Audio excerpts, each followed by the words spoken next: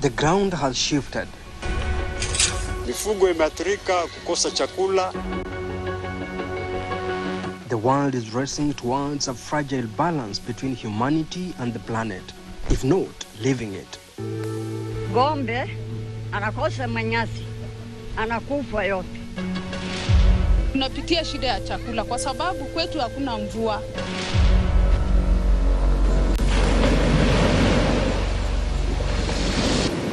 As the effect of the unyielding force of climate change reverberate across continents. Kwa wakati huu naona kama samaki wamepungua. Unfortunately, the planet that provides basic needs to humans is increasingly reaching its tipping point. Confronted by the challenges of climate shocks, floods and droughts, communities are weaving compelling narratives. After all, they are navigating a new era where life is nothing but besieged. Community engagement and involvement and participation is very key to make sure we achieve the best out of this climate change mitigation and adaptation. The coastal regions of Kenya are not spared. They have become entangled in this global struggle. Tulikuwa tunategemea mvua, mpaka mvua inyeshe ndio nipande, kama ni Kenya nitapanda, napanda kila kitu. Sasa zingine unaweza pata, sasa zingine unabahatisha. In Kilifi County, the vibrancy of coral reefs and the serenity of pristine beaches are under siege. They are bearing the impact of rising temperatures. The unpredictable weather patterns are casting a detrimental effect on the once thriving fishing communities. Issues of reduced harvest in agriculture, we have emerging diseases in health, we have depletion of forests, both mangroves and hinterlands, in forestry and environment. And these, amongst many, are issues that come as a result of climate change. The ocean has receded back, like maybe with 500 meters, more than 500 meters. Scientists attribute the root cause of this global crisis squarely to human activities. The continuous burning of fossil fuels, deforestation, industrial emissions, and unsustainable agricultural practices have been identified as primary sources of rising greenhouse gas concentrations. One key area where climate change is having a negative impact at the coastal region is that sea water is rising its level. Africa contributes less than 4% of global greenhouse gas emissions. However, data indicates that climate change could lead to annual GDP losses ranging from 2% to 12% by 2050. This will potentially push millions more into poverty.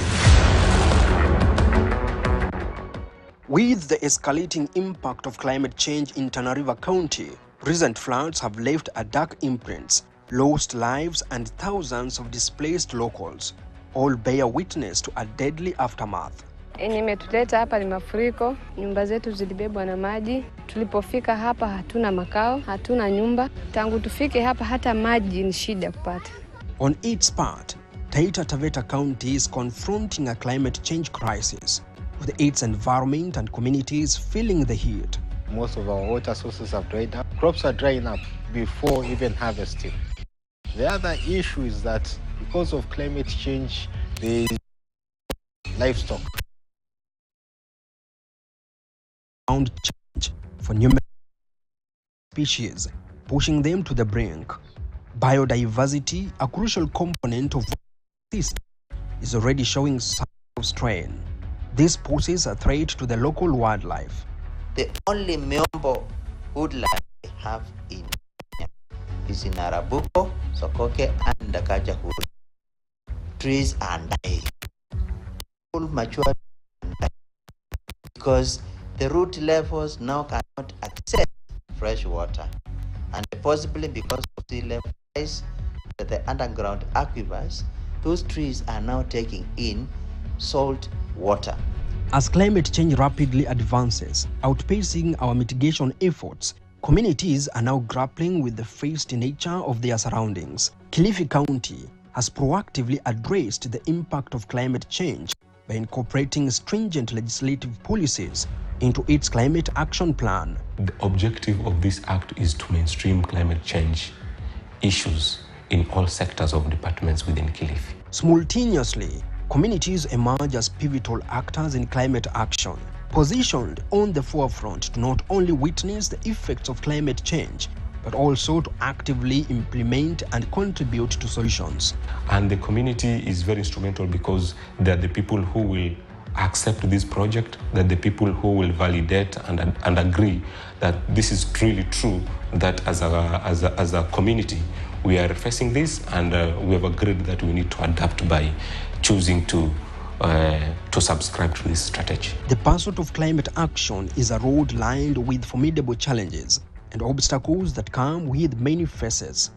It was a requirement for the local grants for each and every county to allocate more than 2.5% of the total budget. Government, local communities, civil society, private sector, all have to work together to combat climate change. Otherwise, humanity is in danger. As the world's population continues to increase, the planet continues to encounter unprecedented pressures. This will impact how we live and work. The urgent call to safeguard our planet is not just a plea for change, but a collective responsibility shared by all. If we look after the land, it will look after us. But if we destroy it, well, it will definitely destroy us. And it is, but the time to act is now. Levis Msumba, KTN News.